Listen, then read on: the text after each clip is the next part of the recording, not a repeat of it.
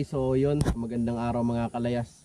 Bali ngayon mag-spray tayo ng 2,4-D damo sa palayan. Kasi yan, nung nakaraan yung napanood nyo yung upload natin, yung tinanim namin yan, yan na siya ngayon. Medyo mataas na siya ng konti, kaya i-spray natin siya ng 2,4-D. In-spray na siya nung nakaraan ng machete nung tinatanim pa lang. Kaso yung sa mga tawagin dito yung bagot-bot, yun yung damo na mahirap patayin, kaya babanatan sila natin ng 2,4-D na medisina. Okay, so tara. Yan, ito yung natin medisina.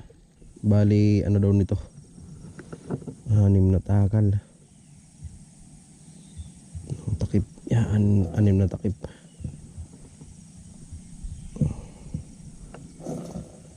Kahit 7 na siguro,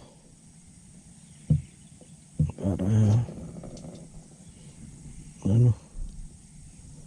bilis mamatay yung mga bagot-bot.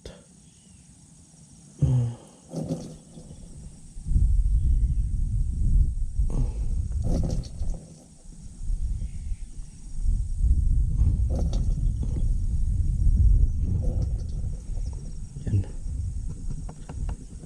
Okay, mahirap na yan. Tapos sasalin natin ng water from dagugan. Spray lang naman kasi yan, hindi naman kailangan na malinis talaga. Kasi parang alangan nga mag-spray kasi ang sama ng panahon. Baka masayang lang yung medisina pag mulan. Rin lang yun. Sana hindi umulan. Okay, so let's go. Siguro tayo nakakalahati kasi binabanatan ko talaga yung yan mga damong yan. Bigaho yan kung tawagin sa amin. Grabe kasi yan kapag tumaas, talagang walang matitira sa palay mo. Kasi tinatalo nila sa sa kanilang pagtaas, nalalamangan nila yung palay kumbaga. Yan. Okay. Yan. Pero pag spindong may tubig-tubig, hindi sila nakakatubo ng maigi. Pag sa lang, pag sa tayot walang tubig, yan tulad yan, andyan sila tumutubo talaga. Okay, yan bali sayang nga yung palay natin kasi siya, namatay yung ibang tanim namin. Tignan nyo, medyo siya, tawag dito, may mga awang, may mga side ng palayan na wala nang tanim kasi namatay nung lang kasi siya nung pagkatanim namin, kaya namatay. Yan. Pero naman to, high.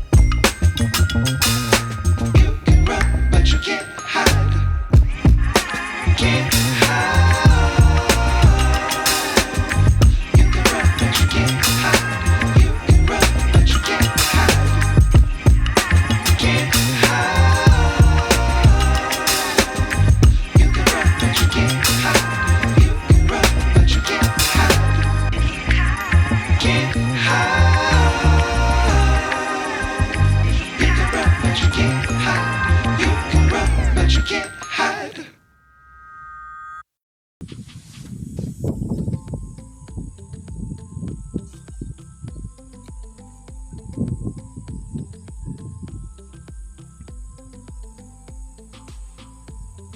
Okay. Lagyan ulit tayo ng water from the Labugan.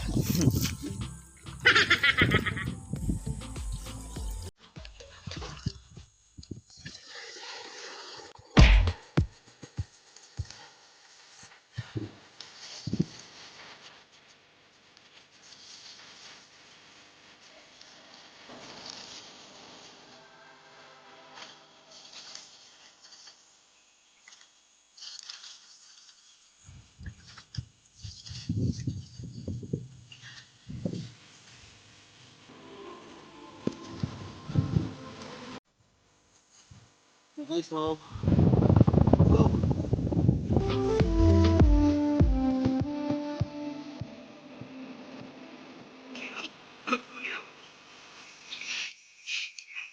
Okay, so yun. Bale, tapos natin doon sa taas.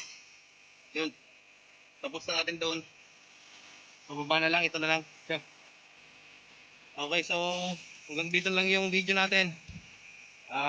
Maraming salamat. Bali, ngayon lang tayo nakapag-upload. Gawa ng may nasikaso nung nakaraan na importanteng mahalaga. Okay, so yun lang. Thank you.